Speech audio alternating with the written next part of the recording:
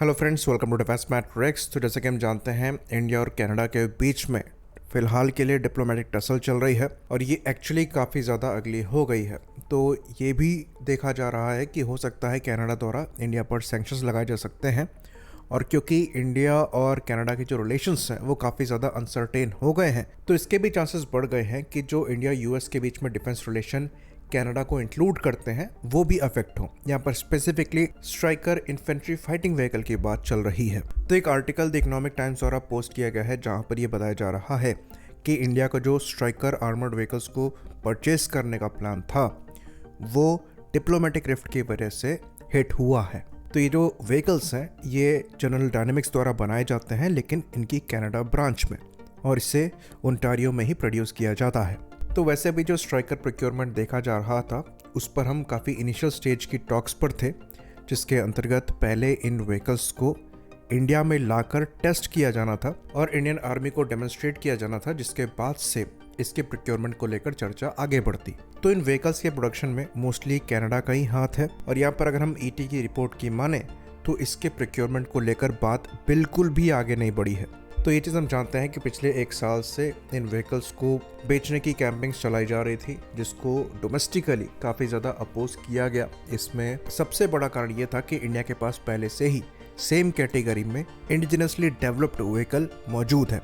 यहाँ पर हम टाटा वेब की बात कर रहे हैं, जिनकी टेस्टिंग वगैरह भी प्रॉपर करी गई है और ये प्रूव किया गया है कि ये हमारी रिक्वायरमेंट को पूरा करते हैं और लिमिटेड नंबर में इनको प्रोक्योर भी किया गया है। इवन हाल ही में जो मोरक्कन ऑर्डर मिला है वो क्लियरली इनकी कैपेबिलिटी को डेमोन्स्ट्रेट करता है। तो इसलिए यहाँ पर बैकलैश हो रहा था जनरल डायनामिक्स के स्ट्राइकर के प्रोक्योरमेंट को लेकर, क्योंकि हमारे पास पहले से ही एक कैपेबल प्लेटफॉर्म मौजूद है, जिसके लिए ये कहा जा रहा था कि ये इन्फेंट्री कॉम्बैट व्हीकल की कैटेगरी में नहीं आता है, बल्कि ये एक आर्मर्ड पर्सनल कैरियर है, जबकि दोनों में बहुत ज़्यादा डिफरेंस नहीं होता है।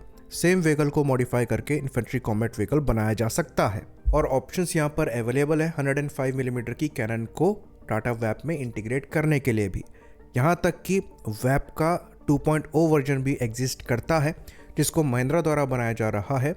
फिलहाल के लिए CBRN वर्जन जो है ये एग्जिस्ट करते हैं इस वेब के, लेकिन वहाँ पर जो बेस डिज़ाइन है उसमें कुछ चेंजेस किए गए हैं, जिसकी वजह से व्हीकल ज़्यादा हल्का हुआ है और ज़्यादा बेहतर तरीके से डिफिकल्ट टेरेन में ऑपरेट होने में सक्षम भी है। तो उस पर बेस्ड इन्फेंट्री कॉम्बैट व्हीकल बड़े आसानी से बनाया जा सकता है। तो हमारे पास डोमेस्टिक ऑप्शन यहाँ पर अवेलेबल है और इस कैटेगरी में हमारी रिक्वायरमेंट भी बड़ी है। हमको 500 के ऊपर ऐसे व्हीकल्स चाहिए। तो जो इम्पोर्ट है इन व्हीकल्स का, ये शुरुआत से ही समझ में नहीं आ रहा था, लेकिन अब यहाँ पर एक और रोड ब्लॉक आ गया है जो कि एक तरीके से हमारे लिए ब्लेसिंग का काम कर रहा है और हमारे डोमेस्टिक वेब को एक तरीके से पुश कर रहा है।